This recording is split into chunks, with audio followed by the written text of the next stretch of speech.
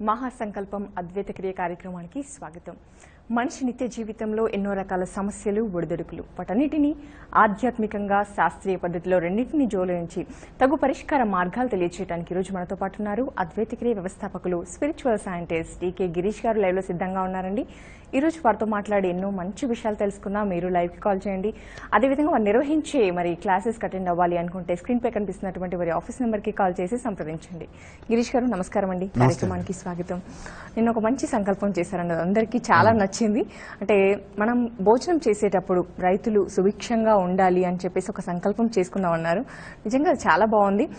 ఇంతమంది కోరుకుంటే రైతులు మన భారతదేశంలో రైతులు అంటే మంచి ఉన్నత స్థితికి చేరుకోగలుగుతారా? వారు ఇప్పుడున్న స్థితి దాటి ఉన్నతంగా అవ్వగలుగుతారంటారా? డెఫినెట్లీ అండి. అంటే మనిషి కోరిక అనంతమైంది. అంటే మనం ఒక వ్యక్తి సంకల్పిస్తేనే సృష్టి మొత్తం మారిపోవడానికి అవకాశం ఉంటుంది.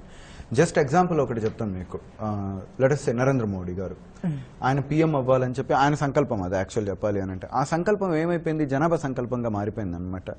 అదేవిధంగా ఒక మనిషి నిజంగా సంకల్పిస్తేనే ఎంతో చేంజెస్ రావడానికి అవకాశం ఉన్నప్పుడు ఏ నెంబర్ ఆఫ్ పీపుల్ కనుక సంకల్పిస్తే చాలా బాగా జరుగుతుంది. అందుకని నేను అందరికీ చెప్పేది ఏంటంటే, మరలా రిక్వెస్ట్ చేసేది ఏంటంటే, మనం సంకల్పించాం, వాతావరణాలు మారాయి అని అంటే అదేదో నేను మార్చాను కాదు, అందరి సంకల్పాల వల్ల మారాయి. సో చేంజ్ అయితే మనకు కనిపించింది, ఇది మనకు బాగా కంటికి కనిపించింది. సిమిలర్లీ మనకి భోజనం పెట్టడానికి రైతు ఎంత శ్రమిస్తాడు అని అంటే, అహర్నిశలు శ్రమించి అది మన దగ్గరికి మనం ఈరోజు తింటున్నాము అని అంటే అది రైతు యొక్క పుణ్యం వల్ల అనమాట, రైతు యొక్క శ్రమ వల్ల జరుగుతుంది. కాబట్టి అటువంటి రైతు బాగుండాలి అని ఒక ఉద్దేశంతో మనం ఒక సంకల్పం చేద్దామనే దాన్ని నేను తీసుకురావడం జరిగింది. సో కాబట్టి ఈరోజని కాదు, ప్రతిరోజు మీరు భోజనం చేసేటప్పుడు ఒక్క క్షణం ఆ రైతు గురించి ఆలోచించండి. ఓ భగవంతుడా, నాకు ఈ భోజనం సమకూర్చడానికి కారణమైనటువంటి రైతులు కావచ్చు, ఈ సమస్త సమాజంలో ఉన్నటువంటి ప్రతి ఒక్కరూ ఆర్థికంగా ఎదగడానికి, మంచి పాడి పంటలు పండేటట్టుగా,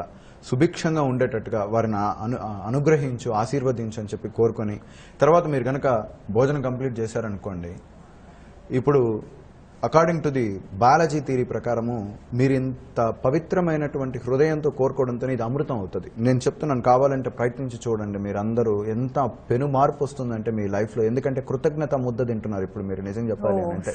కరెక్టా? కృతజ్ఞత ముద్ద తింటున్నారు. అది ఎంత, ఆ ముద్ద ఎంత అద్భుతంగా ఉంటుందంటే, టేస్ట్ ఉంటుందండి ఫుడ్. నిజంగా అది ప్రసాదం, నిజం చెప్పాలి అని అంటే.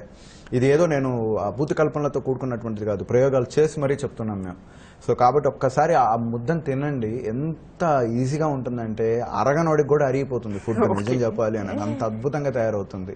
అలాగే రాత్రి నిద్రపోయే సమయంలో ఒక్కసారి మనం ఈరోజు అంత ప్రశాంతంగా నిద్రపోతున్నాము అని అంటే కారణం ఎవరు? జవాన్, అంటే మన సైనికులు అనమాట. వీర సైనికుల యొక్క వీరోచితమైనటువంటి పోరాటాన్ని కలిగి అందరూ మనకి రక్షణ కల్పిస్తూ ఉంటారనమాట.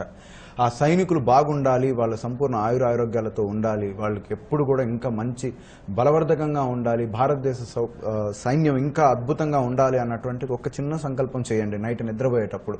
చాలు, మీరు దేశానికి చాలా పెద్ద సేవ చేసిన వాళ్ళు అవుతారనమాట. నేను దేశం నాకేం చేసింది అనే దానికంటే దేశానికి నేనేం చేశాను అన్నది ఒక క్వశ్చన్ చేసుకుంటే చాలా బాగుంటుంది కదా. ఈ రెండు చెయ్యండి. మీరే కావాలంటే చూడండి, 1 year తర్వాత భారతదేశం ఎలా మారిపోతుంది, అద్భుతం మారిపోతుంది. ఎవరో వచ్చి ఇవన్నీ మార్చేయాలండి సమాజాన్ని, నిజం చెప్పాలి అని అంటే. ఈ అన్యాయాలండి అదంటే సోది మనం చెప్పుకోవాల్సిన అవసరం లేదు. ఈ హాఫ్ అన్ అవర్ ఆ సోది మాట్లాడడానికి బదులు ఈ చిన్న సంకల్పాలు చేయడానికి ప్రయత్నించండి. ప్రతి ఒక్కరూ అద్భుతాలు జరిగిపోతాయి. మీకు మంచి నిద్ర వస్తుంది ఇంకా బాగా. ఎందుకనంటే అక్కడ కూడా కృతజ్ఞతతో కూడుకున్నటువంటి నిద్ర లభిస్తుంది. రెండవది, కృతజ్ఞతతో కూడుకున్నటువంటి ముద్ద తినడం వల్ల శరీరంలో ఉన్నటువంటి మన లోపల కుతంత్రాలు అన్నీ వెళ్ళిపోతాయండి నిజంగా. ఎందుకనంటే మీరు ఫీల్ అయ్యారు, ఆ గ్రాటిట్యూడ్ని ఫీల్ అయ్యారు కాబట్టి అద్భుతంగా పనిచేస్తుంది. ఒకసారి ప్రయత్నం చేయండి, అంటే తమాషా కోసం అన్న ప్రయత్నం చేయండి, మీకే అర్థం అవుతుంది. ఇది సమాజం కోసం చేసిన సంకల్పంలో అనారోగ్య సమస్యలు నివృత్తి చేసుకునే విధానం ఉంది. హాయిగా కంటిన్యూ నిద్రపోయే 2 పరిష్కార మార్గాలు చెప్పారు మీరు. మీకు ఒక పాయింట్ చెప్తానండి. యాక్చువల్లీ మనం ప్రోగ్రామ్ లో ఇన్వాల్వ్ అయ్యేదానికి ఇంకా నుంచి మంచి టాపిక్స్ డిస్కషన్ చేద్దాము. సో దాంట్లో భాగంగానే ఇప్పుడు చెప్తున్నాను నేను, కుళ్ళు వల్ల జనాలకి సగం అనారోగ్యాలు వచ్చాయి, లేకపోతే రోగాలు రావండి అసలు, ఛాన్సే లేదు. లోపల కుళ్ళు, కుతంత్రాలు, దిక్కుమాలిన ఆలోచనలు ఇవన్నీ పెట్టుకోవడం వల్ల శరీరం ఖరాబ్ అయిపోయేది. మీరు కావాలంటే చూడండి, ఏ రోగం వచ్చిన వ్యక్తికి అయినా సరే ఒక దౌర్భాగ్యకరమైన ఆలోచనలు ఉంటాయి, దానివల్లే రోగం వస్తుంది. రోగం ఊరికనే రాదండి, అస్సలు రాదు రోగం. మీరు ఎంత ప్యూర్గా ఉంటారో రోగం రాదే.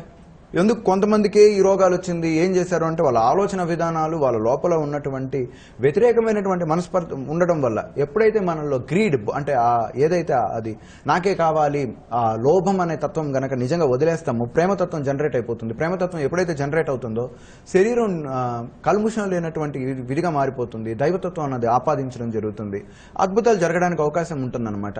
ఈరోజు మనం భోజనం చేసేటప్పుడు 70 రూపాయలు పెట్టి కొనుక్కున్నాను బియ్యం, ఎదలో మరీ ఎక్కువ రేటు పెట్టి అమ్మేస్తున్నారు. అది సంపాదిస్తే తెలుస్తుంది నిజంగా మనకి, అది పండిస్తే తెలుస్తుంది. కాబట్టి ఆ 70 రూపాయలకి వచ్చిందని గర్వపడాలి. నిజంగా చాలా గొప్పదరా బాబు 70 రూపాయలకి వచ్చిందని చెప్పేసి. ఇదే ఇంకొక 30-40 సంవత్సరాలు ఇట్టే విధంగా వెళ్ళిందని అనుకోండి, బియ్యం మేబీ ఒక 10,000-12,000 కూడా రావచ్చు.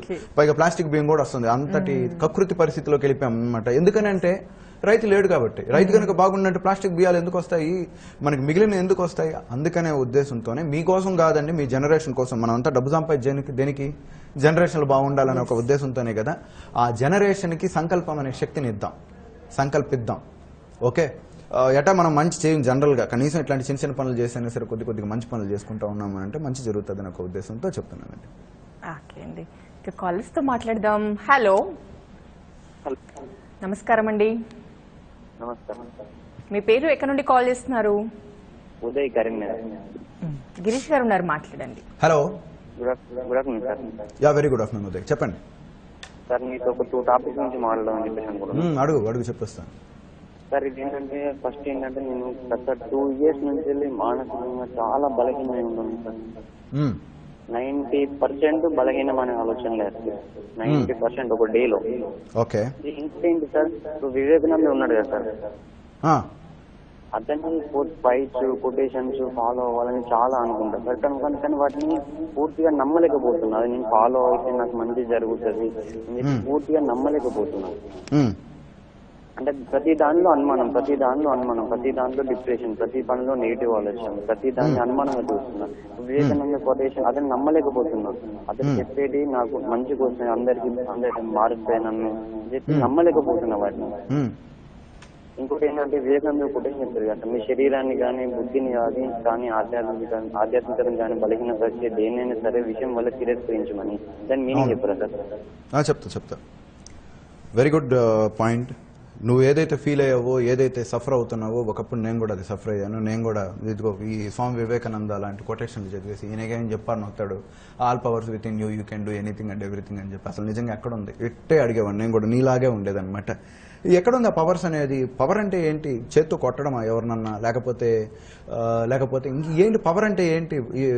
ఏమన్నా మనము సుత్తి తీసి దేనన్నా కొట్టడం దీని పవర్ అంటారా? ఈ పవర్లు ఏమున్నాయి ఇవనేసి. బట్ రియలిస్టిక్ వరల్డ్లోకి వెళ్ళిన తర్వాత, నిజమైనటువంటి ఆధ్యాత్మిక శక్తిని అన్నది అర్థం చేసుకున్న తర్వాత, లక్ష్యాన్ని ఏర్పరచుకోకపోతే కలిగే ప్రధానమైనటువంటి ప్రాబ్లమే ఇది. ఏంటి? 90% నెగిటివ్ థాట్స్ వస్తున్నాయని అంటే నువ్వు అంత ఖాళీగా పెట్టేసావు నీ బ్రెయిన్ని. లక్ష్యం లేదు. ఉన్నతమైన లక్ష్యాన్ని ఒకదాన్ని ఏర్పాటు చేసుకోవాలి. ఏ రోజుకైనా సరే నేను నెంబర్ 1 అవ్వాలి, అంతే. అది ఏర్పాటు చేసుకొని చిన్న చిన్నగా ప్రయత్నం చేసుకుంటూ పోతూ ఉండాలి. అదే నేను చెప్తూ ఉంటాను తరచు. గరుత్మంతుడు ఎంత బలవంతుడైనా సరే కూర్చొని అక్కడే ఆగిపోయాడు అని అంటే కనీసం ఇంచు కాదు కదా, ఎక్కడ కదలడు. చిన్న చీమైనా సరే నడుచుకుంటూ వెళ్తూ ఉందనంటే సంవత్సరానికి కొన్ని వేల కిలోమీటర్లు కూడా దాటుకుని వెళ్ళిపోతుంది అనమాట. ప్రయత్నం చేయడంలోనే ఆధారపడుతూ ఉంటుంది. రోజువారీగా నీ ఏదైతే బలమైనటువంటి టాస్క్ ఉందో దాన్ని కట్ చేసుకుంటూ చిన్న షెడ్యూల్స్ లాగా చేసుకుంటూ వెళ్ళు. ముందు ఈ షెడ్యూల్ అవ్వాలి, ఈ షెడ్యూల్లో నువ్వు పర్ఫెక్షన్ తెచ్చుకున్నావా, నెక్స్ట్ షెడ్యూల్ ఏర్పాటు చేసుకోవాలి. మైండ్ని మాటికి బిజీ చేసుకోవడానికి ప్రయత్నం చేస్తూ వచ్చావు అని అంటే ఆటోమేటిక్గా నీ లోపల తెలియకుండానే నీ స్కిల్స్, నీ మీద నీకు నమ్మకం ఏర్పడుతుంది. నీకు ఇవన్నీ జరగడం జరుగుతుంది. ఇక రెండవ క్వశ్చన్కి నువ్వు అన్నావు ఇప్పుడు ఎందుకు నమ్మకం కుదరటం లేదు అని అంటే కారణం ఏంటంటే రియాలిటికల్ అండ్ ప్రాక్టికల్ వరల్డ్కి చాలా సంకోచం జరుగుతూ ఉంటుంది. కొంతమందికి కుహునవాదులు కావచ్చు, different type of mind set ఉన్న వాళ్ళు ఏమంటారంటే ఈ స్వామీజీలు చెప్పింది అంత కరెక్ట్ కాదు, అది ఇదని చెప్పేసి నన్ను అంటారు. సో దానివల్ల ఏమవుతుందంటే మన లోపల ఒక రకమైనటువంటి ఒపీనియన్లు ఏర్పాటు చేసుకుంటాం అనమాట. కానీ నేను చెప్తున్నాను ఇది అక్షర సత్యం. ఆయన చెప్పింది నిజంగానే. మనిషిలో అనంతమైన శక్తి ఉంది. ఉపయోగించుకోగలిగితే ఎవడైనా సరే గొప్పవాడు అవుతాడు. వాడికి ఈ భేదవాడే గొప్పవాడు అనేది ఎవరూ లేరు. ఈ సృష్టిలో పుట్టిన ప్రతి ప్రాణికి తను కోరుకున్న కోరికను నెరవేర్చుకునే హక్కు ఉంది, శక్తి ఉంది, సాధించుకునే శక్తి ఉంది. సో ఇది నిజం, ఇది జరుగుతుంది. మూడో క్వశ్చన్, ఆధ్యాత్మికంగా, మానసికంగా, శారీరకంగా నిన్ను దుర్బలులు చేసే దేనైనా సరే విషంగా పరిగణించండి అని అంటే ఏంటనంటే నీ శరీరాన్ని కనుక నాశనం చేసేది మద్యపానం కావచ్చు, ధూమపానం కావచ్చు, ఇంకేదన్నా కావచ్చు, వ్యసనానికి గురి చేసేది, దానివల్ల శరీరం ఖరాబ్ అయిపోతుంది. కాబట్టి దాన్ని వదిలిపెట్టు. మానసికంగా నిన్ను ఇబ్బంది గురి చేసేది ఏంటి? కుళ్ళు కుతంత్రాలతో కూడుకున్నటువంటి ఆలోచనలు, ఎవరినైనా నాశనం చేయాలి, చెడు చేయాలి అన్నటువంటి ఆలోచనలు కలిగి ఉంటే అది మానసికంగా మనల్ని ఇబ్బంది పెడుతుంది, కాబట్టి దాన్ని వదిలిపెట్టు అని అన్నారు. అలాగే ఆధ్యాత్మికంగా నిన్ను గనక వ్యతిరేకించేది ఏ శక్తి అయినా సరే దాన్ని, అంటే ఆధ్యాత్మికం అని అంటే శివ పూజ చేయడము, విష్ణు పూజ చేయడము, బ్రహ్మ పూజ చేయడము కాదు. నువ్వు ఏదైతే పని చేస్తున్నావో ఆ పనిని సంపూర్ణంగా చేయడమే ఆధ్యాత్మికత. అదే నిజమైన ఆధ్యాత్మికత అంటే. ఒక వ్యక్తి మటన్ కోట్లో ఉన్నటువంటి మస్తాను కరెక్ట్గా మటన్ కొట్టాడు అని అంటే అది ఆధ్యాత్మికత, దాంట్లో తప్పు లేదు. నేను ఇదే చెప్తున్నాను అందరికీ కూడా. చెప్పులు కుట్టేవారు చెప్పులు కుడుతూ ఉన్నారు అని అంటే అది ఆధ్యాత్మికత, అతని దేవుడు అక్కడ ఆ క్షణంలో అక్కడ. ఓకే, ఒక విద్యార్థి చదువుకునే సమయంలో చదువుకోవాలి, లైన్ వేసుకుంటూ కూర్చున్నాడు అంటే పోతాడు తర్వాత. మనకి చదువు ఇంపార్టెంట్. నేను చదువుకోవడానికి వచ్చాను, చదువు మాత్రమే చదవాలి, అంతే వేరేదేది పెట్టుకోకూడదు. మిగిలింది ఏదైనా పెట్టుకున్నాడు అని అనుకోండి, అది ఆధ్యాత్మికతకు వ్యతిరేకం అనమాట. నువ్వు ఏదైతే పని చేస్తున్నావో అది ఆధ్యాత్మికత. నువ్వు ఏదైతే ఒక వృత్తిని ఎంచుకున్నావో అది భగవంతుడు. ఆ వృత్తిలో నువ్వు కనుక ఇన్వాల్వ్ అయిపోతున్నావు అంటే దాంట్లో ప్రొఫెషనల్ అవుతావు, దాని తర్వాత ఎక్స్పర్ట్ అవుతావు. సో ఎక్స్పర్టిజం వెళ్ళే విధంగా ఉండాలి. కానీ ఆ పనిని కానీ ఆ వృత్తిని చేసే విధానంలో స్నేహితులు కానీ లేకపోతే ఇతర వ్యామోహాలు కావచ్చు, ఇతర వ్యక్తిగత విషయాలు కానీ నీ పనిని గనక ఇబ్బంది కలిగించే పనైతే దాన్ని కూడా తీసేసేయి అని చెప్పేదే అదనమాట. ఆధ్యాత్మికత అని అంటే ఏదో రామ్ భజన్ చేసుకునే మూమెంట్లో ఎవరైనా వస్తే అక్కడ తరిమేసేయడం ఇది కాదు ఆధ్యాత్మికత అంటే. అందరూ అనుకుంటుంటారు ఆధ్యాత్మికత అంటే దేవుడి దగ్గర పూజ చేయడం అన్నది. దేవుడి దగ్గర పూజ చేయడమే ఆధ్యాత్మికత కాదు. అది మానసిక శక్తిని డెవలప్ చేసుకునేది. దేవుడి దగ్గర మనం పూజ చేసేది మానసిక శక్తిని, మన యొక్క మెమరీ పవర్, కాన్సన్ట్రేషన్ లెవెల్స్ని పెంచుకోవడం కోసం చేసుకునే పూజా విధానం. And at the same time ఇంత అద్భుతమైనటువంటి జీవితాన్ని ఇచ్చి, ఇంత అద్భుతమైనటువంటి ప్రపంచాన్ని ఇచ్చి, ఇంత అద్భుతమైనటువంటి మనం కోరుకున్న ప్రతి కోరిక నెరవేరుస్తున్నాడు కాబట్టి భగవంతుడికి మనం చెల్లించే కృతజ్ఞత అది. పూజ అంటే డ్యూటీ కాదు, మనం చెల్లించాల్సినటువంటి కృతజ్ఞత, మనం చెల్లించాల్సినటువంటి గ్రాటిట్యూడ్. అండ్ మన లయబిలిటీ ఉంటాం అనమాట భగవంతుడికి, చాలా లయబిలిటీ ఉంటాం. ఆ లయబిలిటీని పూజ అనే విధానం ద్వారా చెల్లించాలన్నమాట. పూజ చేయకపోతే దేవుడు ఫలితాలు ఇవ్వడా అని అంటే ఎందుకు ఇవ్వడు? నిరభ్యంతరంగా ఇస్తాడు. నువ్వు పూజ చేసినా చేయకపోయినా ఇస్తాడు. కానీ పూజ చేయాల్సినటువంటి కనీస ధర్మం మాత్రం మంది. ఎందుకనంటే మనకు విశ్వాసం అనేది ఒకటి ఉండాలి కాబట్టి దానికోసం అనమాట. పని చేస్తున్న మూమెంట్లో 100% పని మీద ఇన్వాల్వ్ అవ్వాలి. ఏ పని అయితే మనం లైక్ చేస్తున్నామో ఆ పనిని వి షుడ్ లవ్ దెమ్. చేస్తున్నంత వరకు పరిపూర్ణంగా కనుక చేశాడు అని అంటే అదే రాజయోగాన్ని కలిగి ఉంటుంది. అద్భుతమైనటువంటి యోగ శక్తిని ఇవ్వడం జరుగుతుంది. అద్భుతాలు తయారు చేయొచ్చు అనమాట. ఇదే జరిగేది. ఓకే, చాలా అద్భుతంగా తెలియజేశారండి. ఇక కాలర్స్ తో మాట్లాడదాం. హలో హలో, నమస్తే అండి. మీ పేరు, ఎక్కడి నుండి కాల్ చేస్తున్నారు? మేము గుంటకల్ నుంచి చేస్తున్నాం మేడం. మీ పేరు? నా పేరు రామలక్ష్మి. రామలక్ష్మి గారు మాట్లాడండి. హలో. హలో, నమస్తే సార్. నమస్తే అండి, చెప్పండి రామలక్ష్మి గారు చెప్పండి. సార్, ఇంట్లో చిన్న చిన్న గొడవలు కూడా కోపం ఎక్కువ వస్తుంది. పిల్లల మీద కానీ, భర్త మీద కానీ, ఏదైనా చిన్న చిన్న గొడవ అది ఎక్కువ ఆలోచించి ఆ రోజంతా చాలా ఏడ్చడము, అన్నం తినుకోవడం, పనుకోవడం, అట్లా ఎక్కువ బాధ ఉంటుంది సార్. ఏంటి అది ఎంత కంట్రోల్ చేసుకోవాలనుకున్నా కూడా చేసుకోలేదు సార్. అది ఎట్లా కంట్రోల్లో ఉండాలి, ఎలా ఉండాలి కొద్దిగా చెప్తారు. అదే అండి, అంటే ఎక్స్పెక్టేషన్ వర్సెస్ రియాలిటీలో తేడా వచ్చినప్పుడు జరుగుతుంది. దీన్నే భగవద్గీతలో చెప్పాడు అనమాట. విషయ జ్ఞానం మీద సదా మననం చేయవాడు, దాని మీద అనురాగం అధికమై అది కామముగా మారి చివరికి క్రోధమగును. దీనివల్ల మంజుని యొక్క జ్ఞాపక శక్తి నశించి చివరికి అధోగతి పొందును అని చెప్పేసి ఉందన్నమాట. అదేవిధంగా మనం మీ పిల్లలు ఏదో ఒకేసారి ర్యాంకులు వచ్చేయాలని చెప్పేసి మీరు ఏదో అనుకుంటారు. పాపం వాళ్ళు చదువుకున్న తగ్గట్టుగానే కదా మనం ఎంతో, అంటే ఏ చెట్టుకి ఆ విత్తనాలు వస్తాయి జనరల్గా చెప్పాలి అని అంటే. తల్లిదండ్రులు మహా తెలివైన వాళ్ళు అయి ఉంటే వాళ్ళు తెలివైన వాళ్ళు అయి ఉండొచ్చు అనమాట. వీళ్ళేమో యావరేజ్గా చదివేసి వీళ్ళు మాత్రం నెంబర్ 1 అయిపోవాలి, స్టేట్ టాపర్లు 10కి 10 తెప్పించుకోవాలి అని అంటే కుదరదు. అది మనం ఎంతో వాళ్ళు అంతే. అయితే వాళ్ళలో కొద్దిగా మనం ఎంకరేజ్ చేసి నిదానంగా కనుక తీసుకొని వచ్చామనంటే చేంజ్ అవ్వడానికి అవకాశం ఉంటుంది. అదేవిధంగా మిగిలిన వాళ్ళు కూడా మనకు తగ్గట్టుగా నడుచుకోవాలి అన్నటువంటి ధోరణి వల్లే మన కోపం ఎక్కువగా జనరేట్ అవుతూ ఉంటుంది. మనలాగా అందరూ ఉండరు, ఇది ప్రతి ఒక్కరు గుర్తుపెట్టుకోవాలి. నేనున్నట్టు మిగిలిన వాళ్ళు ఉండరు. సో నాకున్నంత శ్రద్ధ వేరే వాళ్ళకు ఉండకపోవచ్చు. మనకు పని అయిందా లేదా, లేకపోతే మన జీవన గమనంలో అది సాగుతుందా లేదా అన్నది వరకు మాత్రమే చూసుకొని స్లోగా అప్డేట్ చేసుకోవడానికి ప్రయత్నం చేయాలి. కానీ ఇమీడియట్లీ కావట్లేదు, ఎందుకు కావట్లేదు, అది ఇదని చెప్పేసి అనుకున్నాం అనుకోండి, కోపం జనరేట్ అవుతుంది. కోపం జనరేట్ అయిపోతే బ్లడ్ ప్రెషర్ బాగా పెరుగుతుంది. బ్లడ్ ప్రెషర్ బాగా పెరిగింది అని అంటే నర్వ్స్కి బాగా ప్రెషర్ పడుతుంది. ప్రెషర్ పడింది అని అనుకోండి, మెదడులో నరాలు చెట్లడానికి అవకాశం ఉంటాయి. దానివల్ల పక్షవాతాలు, కిడ్నీలు దెబ్బతినడానికి, హృదయ రోగాలు రావడానికి, డయాబెటిక్లు రావడానికి ఒకటేమి 100 అవార్డులు వస్తాయి మళ్ళీ ఆ తర్వాత కావాలంటే. ఇవన్నీ కూడా కోపపడడం వల్ల వస్తుంది. కాబట్టి ఇదంతా అవసరమా మనకి? నవ్వేయండి. కోపం రావడంతోనే ఎవరైనా ఏదైనా చేస్తే నవ్వండి, నవ్వుతూ ఉండడానికి ప్రయత్నం చేయండి. ఆటోమేటిక్గా కోపం కంట్రోల్ అవుతుంది. ఇంకోటి ఎవరి మీద అలిగి తినలేదని అంటే మీకు నష్టం తల్లి, వాళ్ళకి ఏం ఉండదు. సో కాబట్టి ఈసారి మీకు నిజంగా కోపం వస్తే ఇంకొంచెం బాగా తినండి. ఓకే, బాగా తిని ప్రశాంతంగా ఉండండి, సంతోషంగా ఉండడానికి ప్రయత్నం చేయండి, సరేనా? అది. Okay, next call. Hello. Hello, నమస్తే అండి. నమస్తే మీ అండి. పేరు, ఎక్కడి నుండి కాల్ చేస్తున్నారు? భద్రాచలం అండి. మీ పేరు? జ్యోతిర్మయ్. జ్యోతిర్మయ్య గారు మాట్లాడండి. గిరీష్ గారు ఉన్నారు. హలో. గిరీష్ గారు నమస్కారం అండి. నమస్తే అండి, చెప్పండి.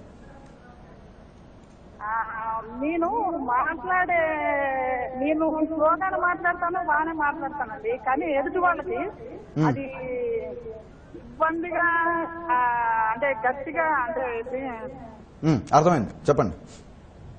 వాళ్ళకి దురుసుగా మాట్లాడినట్టు, సార్ అంటే వాళ్ళకి ఏదో కఠినంగా కటువుగా మాట్లాడినట్టు అనిపిస్తూ ఉంటుంది. మీరు మాత్రం చాలా పద్ధతిగానే మాట్లాడతారు. అవును సార్, నేను మాట్లాడేది మాత్రం నిదానంగా చాలా ఇదిగానే మాట్లాడతాను. మరి అలా అనిపిస్తుంది అని అనిపిస్తుంది సార్. అదే దానికి ఏం చేయాలి ఏంటి? ఫస్ట్ ఓకే అమ్మా, అయిపోయింది. చాలా సింపుల్ అమ్మా, ఇదేదో పెద్ద ప్రాబ్లం ఏం కాదు. ముందులో మనలో ఈ వ్యతిరేకమైన ఆలోచన ఉంది చూశారు, నేను మాట్లాడితే ఎవరికి నచ్చదేమో, అందరు కఠినంగా ఫీల్ అవుతున్నారు అని చెప్పి. ఒకరిద్దరు మనకు ఫీల్ అవుతూ ఉంటారు, కాదంటారు. ఇప్పుడు నేను చెప్పినా కానీ కొంతమందికి నచ్చదు అనమాట. ఏంది ఈ వేషాలు వేస్తా ఉన్నాడు ఇక్కడ, ఏదేదో చెప్తున్నాడు అని చెప్పి. నేను ఆయన కోసం నేను దిగలేను కదా, నేను మార్చుకోలేను కదా. సో జరగదు అది, నిజం చెప్పాలి అని అంటే. కాబట్టి ముందు మీకు నచ్చుతుందా మీరు మాట్లాడేది అనేది ఒకసారి చూసుకోండి. ఓకే, మీకు నచ్చింది అని అనుకోండి, ఇక ఎవరికి నచ్చాల్సిన అవసరం లేదు, స్లోగా మాట్లాడడానికి ప్రయత్నించండి. ఎవరినో ఇంప్రెస్ చేయాలని మాత్రం ఎవ్వరూ మాట్లాడమాకండి, ఇది చాలా రాంగ్ అనమాట. మీకు ఇంప్రెస్ అయ్యే విధంగా మీరు మాట్లాడుకోండి. మీరు మాట్లాడడానికి ప్రయత్నం చేస్తూ వచ్చారు అని అనుకోండి, స్లోగా ఆటోమేటిక్గా మీరు ఎప్పుడు కూడా వాళ్ళకి అయ్యో వాళ్ళు కఠినంగా ఫీల్ అవుతారేమో అని అన్నారు అని అనుకోండి, వాస్తవాన్ని మాట్లాడడం కష్టమైపోతుంది. మీరు మాట్లాడేటప్పుడు ఏమీ ఆలోచన చేయొద్దు, నార్మల్గా మాట్లాడండి. ప్రతి ఒక్కరితో ఎలాగ మాట్లాడుతున్నా అలాగే మాట్లాడండి. కొద్దిగా మీకు అలా చేంజ్ కావాలి అని అనుకోండి, అద్దం ముందు నిలబడి ఆ మాట్లాడడం ఒకసారి ప్రాక్టీస్ చేసుకోండి. పెద్ద పెద్ద గొప్ప వాళ్ళు, రాజకీయవేత్తలు కానీ, పెద్ద పెద్ద లీడర్స్ కానీ, వాళ్ళకేమీ స్టార్టింగ్లో మాట్లాడే వాళ్ళు కాదు. అబ్రహం లింకన్ తను ఫస్ట్ టైము ఒక అనౌన్స్మెంట్ అంటే మామూలుగా ఎలక్షన్స్లో నిలబడ్డాడు అతను. ఆయన ఫస్ట్ టైం మాట్లాడినప్పుడు కోడిగుడ్లు, ఇటుకరాళ్ళు ఇవన్నీ తీసుకుని అతని మీద వేశారనమాట. మాట్లాడడం చేత కాలేదు ఆయనకి, నిజం చెప్పాలి అంటే. అతను కొద్దిగా నతిగా మాట్లాడతాడు అనమాట. తర్వాత ఆయన ప్రెసిడెంట్ ఆఫ్ అమెరికా అయ్యాడు, నిజం చెప్పాలి అని అంటే. అలాగే చాలామంది ఒకప్పట్లో మాట్లాడడానికి తడబడిన వాళ్ళే అనమాట. సో ఆ తర్వాత వాళ్ళు ఎంత అద్భుతంగా మాట్లాడుతూ ఉన్నారు. సో ఇదేదో పెద్ద కష్టమైన థింగ్ కాదండి, స్లోగా చేసుకుంటూ ఉంటే వస్తుంది, అంతే. ఓకే అండి, వన్ డే కాన్సెప్ట్ తో క్లాస్ నిర్వహిస్తున్నారు. బీయింగ్ హ్యాపీ, దాని గురించి వివరాలు తెలియచ్చు. Being happy June 11th conduct చేస్తున్నానండి class. So one day class ఉంటుంది. అండ్ అమృత అండ్ కుబేర ప్రక్రియ క్లాసెస్ అన్నది ఇంకొక 2 నెలల తర్వాత ప్లాన్ చేస్తున్నాను. అది ఏంటన్నది కూడా భవిష్యత్తులో టెలివిజన్ ద్వారా తెలియజేస్తాను. ఓకే అండి, కాలర్తో మాట్లాడదాం. హలో. హలో, నమస్తే అండి. ఎవరి కోసం తెలుసుకోవాలనుకుంటున్నారు? మీ సమస్యనేనా? సమస్య ఏంటో వివరంగా గిరీష్ గారు ఉన్నారు, మాట్లాడొచ్చు. హలో. హలో, నమస్తే అండి గురుగారు. నమస్తే అండి, చెప్పండి. సార్, డబ్బులు ఉన్నాయి కానండి ఇల్లు పొందాలంటే అవ్వట్లేదు సార్, అందుకని. అంతే అంటారు, ఇంకేం లేదు ప్రాబ్లం. డబ్బులు ఉన్నాయి, ఇల్లు కట్టడం రావట్లేదు. నాకు ఈ తల్లి నేను చేసి పెట్టేస్తాను, నీకు ఇల్లు కావాలంటే ఏమైనా కట్టించేస్తాను. సరే ఫైన్, ఏ లేదమ్మా. జనరల్గా కొంతమందికి మీరు అన్న క్వశ్చన్ చాలా మందికి వర్తిస్తుంది, నిజంగా చెప్పాలి అని అంటే. నా దగ్గర అన్నీ ఉన్నాయండి, నేను కొనడానికి నాకు సెట్ కావట్లేదు అని అనేసి. కారణం ఏంటనంటే కర్మ ఉండాలి దానికి, నిజం చెప్పాలి అంటే. కర్మ కనుక ఉంది అని అంటేనే మనకు అది యోగ్యత అనేది రావడం జరుగుతుంది అనమాట. కాబట్టి మీరు ఏం చేస్తారు అని అంటే, మీకు ఎలాంటి ఇల్లు కావాలి అని అనుకుంటున్నారు? లైక్ 3 bedroom ఫ్లాట్ కావాలా, లేకపోతే అపార్ట్మెంట్ కావాలనుకుంటున్నారా, విల్లా కావాలనుకుంటున్నారా? ముందుగా మీ యొక్క మనస్సుకు తెలియజేయాలి. ఫస్ట్ అక్కడ తెలియజేయాలన్నమాట. ఆ ఇల్లు ఎలా ఉండాలి అని అనుకుంటున్నారు, చుట్టుపక్కల ఎలా ఉండాలి అని అనుకుంటున్నారు. ముందుగా మిమ్మల్ని మీరు అనుకొని మీరు దాంట్లో ఉన్నట్టుగా తరచూ ఊహాగాన విధానాలు గనక చేసుకున్నారు అని అనుకోండి, మీకు ఇల్లు వచ్చేస్తుంది ఆటోమేటిక్గా. ఇల్లు లేని వాళ్ళు కూడా ఇలా చేస్తే ఇల్లు వస్తుంది. ఏంటి ఇలా ఊహించేస్తే వచ్చేస్తుంది, డబ్బులు ఎవరు ఇస్తారు, నువ్వేమైనా ఇస్తావా అని చెప్పి మీరు నన్ను అనొచ్చు. నేను ఇవ్వాల్సిన అవసరం లేదు, భగవంతుడు మీకు ఇస్తాడు. మీరు ఊహించగలిగితే చాలు, మీకు ఆ శక్తి ఆటోమేటిక్గా వస్తుంది. ఊహాశక్తికి అంత గొప్పది ఉంటుంది. అదే నేను క్లాస్ రూపంలో చెప్పేది. అంటే చాలా చాలా ఇన్ఫర్మేషన్తో కూడుకుని ఎలాగ ఆలోచనలు చేయాలి, ఆలోచనలని నిజ రూపంలోకి రావాలి అని అంటే ఎట్లాగా ప్లాన్ చేయాలి, వీటన్నిటి మీద నేను ఇస్తూ ఉంటాను. అమ్మ మీరు మాత్రం నేను ఇప్పుడు ఏదైతే చెప్పానో, మీకు ఎలాంటి ఇల్లు కావాలి, ఆ ఇల్లు ఏ విధమైనటువంటి సౌకర్యాలు ఉండాలి, అలాగే ఏ ప్రాంతంలో ఉండాలి, నీట్గా మనం ప్లాన్ చేసుకోండి. అంటే అది కూడా ఏంటనంటే మీకు ఫ్లెక్సిబిలిటీ ఉండేటట్టుగా ఉండాలి. ఇప్పుడు నా ఇల్లు చార్మినార్ తీసేసి నా ఇంటికి ఆ ప్లేస్లో నా ఇల్లు కట్టుకోవాలని అనుకుంటే కుదరదు, ఎందుకంటే ఆల్రెడీ ఉందన్నమాట. ఇది కొద్దిగా ఇబ్బందికరమైందనమాట. అలా కాకుండా ఎక్కడో ఒక పర్టికులర్ ఏరియాలో కావాలి అని చెప్పేసి అనుకున్నారు, ఆ సరౌండింగ్ ఏరియా అయితే బాగుంటుంది, కమర్షియల్ ప్లేస్ అక్కడ బాగుంటుంది. ఇట్లాగా మీకు ఒక ప్రోగ్రామ్ ఉన్నట్లయితే ఆ ప్రోగ్రామ్కి తగ్గట్టు ఖచ్చితంగా వర్కౌట్ అవుతుంది, నెరవేరుతుంది తల్లి. అది ఓకే అండి. మరో కాల్. హలో, హలో, నమస్తే అండి. నమస్తే అండి. మీ పేరు, ఎక్కడి నుండి కాల్ చేస్తున్నారు? నా పేరు దాన్ని నెల్లూరు నుంచి కాల్ చేస్తున్నానండి. మాట్లాడండి. గిరీష్ గారు ఉన్నారు. హలో. హలో గిరీష్ గారు, good afternoon. Very good afternoon అండి, చెప్పండి. నాకు 2 డౌట్స్ ఉన్నాయండి. అడగండి. ఫస్ట్, దృఢ సంకల్పం అంటే ఏంటి? అసలు ఎక్కువ సార్లు సంకల్పించుకోవడమేనా దృఢ సంకల్పం అంటే? సెకండ్ వచ్చి, ఏదైనా పని జరగాలంటే దానికి ప్రయత్నం కూడా ఉండాలి కదా. కొన్ని విషయాల్లో మనం ప్రయత్నించడానికి ఏమి ఉండదు అసలు, అంటే అవతల వాళ్ళ మీద డిపెండ్ అవ్వాల్సి ఉంటుంది కదా. అలాంటప్పుడు మనం కోరుకున్నంత మాత్రమే అలాంటి పనులు దొరికిపోతాయా? ఫైన్, చెప్తాను. దృఢ సంకల్పం అంటే ఏంటి అని అంటే, ఆ సంకల్పం తప్ప ఇంకేమీ కనిపించదు అనమాట మనకి కళ్ళల్లో. దీని గురించి ఒక ఎగ్జాంపుల్ చెప్తాను మీకు. ద్రోణాచార్యుల వారు తన స్టూడెంట్స్ అందరినీ తీసుకుని పోయి విలువిద్య నేర్పిద్దామని చెప్పేసి ఒకటి పెట్టుకున్నారనమాట. ఒక క్యాంపు లాంటిది ఏర్పాటు చేసుకున్నారు. ఒక్కొక్కరిని పిలిపించారనమాట. ముందుగా భీముని పిలిపించారు. భీముడిని చూపించి, ఇదిగో ఈ మామిడి చెట్టు, ఈ మామిడి చెట్టు మీద ఒక పక్షి ఉంది, ఆ పక్షి యొక్క కంటిని మీరు కొట్టాలి అని చెప్పాడనమాట. సరే, భీముడు బాణం తీసుకున్నాడు, పెట్టుకున్నాడు అనమాట, ఎక్కుపెట్టాడు. ఏం భీమసేన, చెట్టు కనబడుతుందా అంటే లేదు అని అన్నాడు. ఇంకేం కనబడుతుంది నీకు అని చెప్పేసి అన్నాడు అనమాట. పైన పండ్లు కనబడుతున్నాయి అని చెప్పేసి అన్నాడు. నీకు చెప్పింది కన్నురా బాబు, నువ్వు పండ్ల గురించి ఆలోచిస్తున్నావు అని చెప్పేసి సరే పక్కకి వెళ్ళు అని అన్నాడు. అలాగే దుర్యోధను పిలిపించాడు. చెట్టు కనబడుతుందా అని అంటే కనబడుతూ ఉంది అని అన్నాడు. సరే, పక్కన ఇంకేమైనా కనబడుతుందా అని అంటే నాకేమైనా కళ్ళు గుడ్డా అని చెప్పేసి అన్నాడు. నువ్వు పనికిరావరా అని చెప్పి పక్కన పెట్టాడు. ఇట్లా ఒక్కొక్కరిని ఫిల్టర్ చేసుకుంటూ అర్జునుడి దగ్గరకు వచ్చారు. చెట్టు కనబడుతుందా అని అన్నాడు. లేదండి అని అన్నారు. కొమ్మ అన్నాడు. లేదండి అన్నాడు. పక్షి అని అన్నాడు. లేదు. మరేం కనబడుతుంది నీకు అని అన్నాడు అనమాట. పక్షి కన్ను మాత్రం కనబడుతుంది అనేది కొట్టు అన్నాడు. అంతే. దృఢ సంకల్పం అంటే నీ లక్ష్యం ఏదైతే ఉందో అది తప్ప నీకు ఇంకేమీ కనిపించకూడదు, దాన్ని దృఢ సంకల్పం అని అంటారు. అంతే. అది నిజంగా మీకు గనక ఉంది అని అంటే అది కొండ మీద కోతైనా కింద దిగి కూర్చుంటుందండి. రెండవది, కొన్ని పరిస్థితులు నా చేతుల్లో ఉండవు కదా, నేను డిపెండ్ అయి ఉంటాను. డిపెండెన్స్ అంటూ ఇక్కడ ఏదీ లేదు. మీ దగ్గర బలమైన సంకల్పం ఉందా, డిపెండెంట్లు కాస్త ఇండిపెండెంట్ అయిపోతుంది, ఇండిపెండెంట్ కాస్త డిపెండెంట్ అయిపోతుంది. మీరు ఏం అడిగారో అది మీ కాళ్ళ దగ్గరికి ఇచ్చేస్తుంది అనమాట. దానికోసం మనం ఒకరి కింద మనం చేయి తాటాల్సిన అవసరం లేదు, ఒకరిని మనం అభ్యర్థించుకోవాల్సిన అవసరం లేదు. సృష్టి యావత్తు మీ దగ్గరకు వచ్చి పనిచేయడం అనేది జరుగుతుంది అనమాట. సో కాబట్టి అర్థం చేసుకొని దాని ప్రకారం వెళ్ళాలి. దృఢ సంకల్పాన్ని నిర్మించుకోవాలి అంటే ఏం చేయాలి అని అంటే, లక్ష్యం మీద పరిపూర్ణమైనటువంటి అవగాహన కలిగి ఉండాలి. అసలు మనం ఈ లక్ష్యాన్ని ఎందుకు చెయ్యాలి అన్నది మీ అంతరాత్మకు తెలిసిపోవాలి. అప్పుడు వేరే వాటి మీద మనకి దాన్ని చేయడం వల్ల కలిగే లాభాలేంటి, ఒక ఎట్ ద సేమ్ టైం మనకి యావిగేషన్స్ కూడా వస్తూ ఉంటాయి. ఈ యావిగేషన్స్ నేను మరలా తెచ్చుకోగలుగుతాను, బట్ ఇది పోతే మరలా నేను సాధించుకోలేనటువంటి స్థితిని కలిగి ఉండడాన్ని దృఢ సంకల్పం అని అంటారండి. అలా తెచ్చుకోవడం వల్ల అనుకున్నవన్నీ సాధ్యమవుతాయి. That's it. అక్కడండి గిరీష్ గారు, మీ అమూల్యమైన సమయాన్ని కేటాయించి ఈరోజు మా ప్రేక్షకులకి ఎంతో మంచి ఆత్మస్థైర్యాన్ని అందించారు. ధన్యవాదాలు. నమస్తే అండి. చూశారు కదండి, అద్వైత క్రియ వ్యవస్థాపకులు స్పిరిచువల్ సైంటిస్ట్ టీకే గిరీష్ గారిని కలిసి మరి మీ సమస్యలు నివృత్తి చేసుకోవాలి, వారు నిర్వహించే క్లాసెస్కి అటెండ్ అవ్వాలి అనుకుంటే స్క్రీన్ పై కనిపిస్తున్నటువంటి వారి ఆఫీస్ నెంబర్కి కాల్ చేసి సంప్రదించండి. జూన్ 11న బీయింగ్ హ్యాపీ అనేటువంటి 1 డే క్లాస్ నిర్వహిస్తున్నారు. ఈ క్లాస్కి అటెండ్ అవ్వండి. ఇది వాళ్ళ కార్యక్రమం. నమస్తే. వివరాలకు సంప్రదించండి. మహాసంకల్పం Advaita Kriya, mister E K Girish, life coach, founder, Advaita Kriya and Advaita spiritual recharge centre for excellence. Address plot number 939, road number 48, Ayyappa society, opposite lane CGR international school, opposite Madhapur Indian Oil petrol bunk, Madhapur, Hyderabad 81. Phone numbers 8125162927, 8179560504. Anchor dress courtesy by Master Weavers Dilshad